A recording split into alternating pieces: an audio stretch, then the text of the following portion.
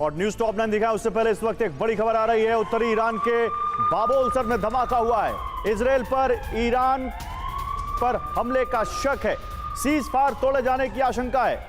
उत्तरी ईरान के बाबोल में अब से कुछ देर पहले धमाका हुआ है और शक है कि इजरायल ने ईरान पर यह हमला किया है। शक है कि सीज फायर तोड़ा है इजरायल ने।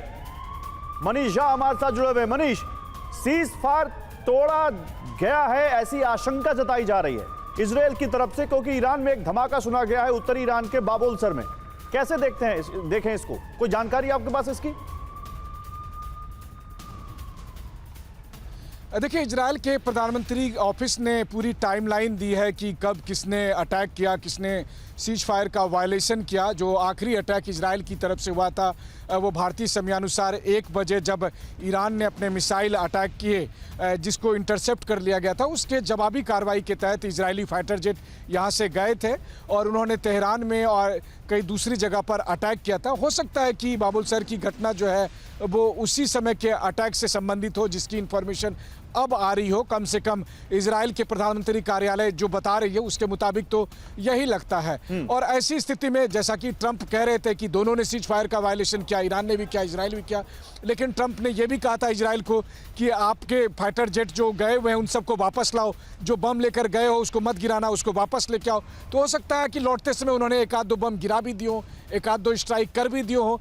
ऐसी स्थिति में चूंकि अब वो लौट कर आ गए हैं तो हो सकता है कि या तो ईरान को अगर मामला आगे बढ़ाना होगा तो फिर वो हमला कर सकते हैं, और अगर हमला हुआ तो फिर युद्ध चालू हो जाएगा। अगर उन्होंने हमला नहीं किया और उन्होंने सोचा कि चलो ये सब जो है सो आगे कहते हैं कि पूरे पैकेज का हिस्सा था, 13 जून से जो जंग चल रही थी और ख़त्म होते होते ये सब थोड़े बहुत वो होता है ना कि आग के बुझने के बाद भी थोड़ी बहुत चिंगारी बची रहती है, उसी तरह का मामला अगर लेता है ईरान तब तो ठीक है। कुल मिलाकर देखना होगा अगले कुछ घंटे में ईरान की तरफ से क्या रिएक्शन होता है। क्या उन्होंने भी सीज फायर को एक्सेप्ट कर लिया उसी तरह लेटर एंड स्पिरिट में, या फिर वो भी उधर से अगर एक भी मिसाइल आ गई तो फिर तो ये युद्ध नहीं रुकेगा। लेकिन अगर आज रात मिसाइल नहीं आती है बताऊं फिर आपके पास आता हूं। देखिए, आपने बड़ी साफगोई से बता दिया कि कैसे अगर सीज फायर टूटा तो आगे युद्ध होगा, तय है वो। लेकिन बाबोल से एक खबर आ रही है, बाबोल में एयर डिफेंस सिस्टम एक्टिव कर दिया गया है। बाबोल में धमाके के बाद एयर डिफेंस सिस्टम एक्टिव कर दिया गया है ईरान में। तो ईरान में, उत्तरी ईरान में जगह पड़ती है जिसका नाम है बाबोल, और यहां पर एक धमाका सुना गया है जिसके बाद धमाके के बाद एयर डिफेंस सिस्टम एक्टिव कर दिया गया है और आशंका यह जताई जा रही है कि इजरायल ने यह अटैक किया है। यह शक है कि इजरायल ने सीज फायर तोड़ा है। हालांकि मनीष बता रहे हैं कि हो सकता है कि वो पहले का धमाका हो, अब रिपोर्ट हुआ हो।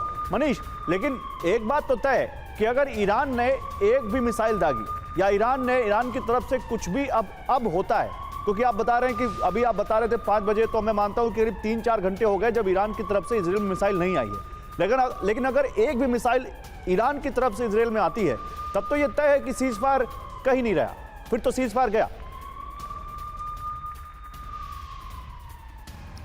देखिए, ये बात तो जरूर है कि अगर एक भी मिसाइल ईरान की तरफ से अब इजरायल में आती है तो फिर इसके बाद इजरायल जवाब देना शुरू करेगा, और फिर जब इजरायल जवाब देगा तो फिर मुझे लगता है कि फिर ये युद्ध विराम का कोई मतलब नहीं है।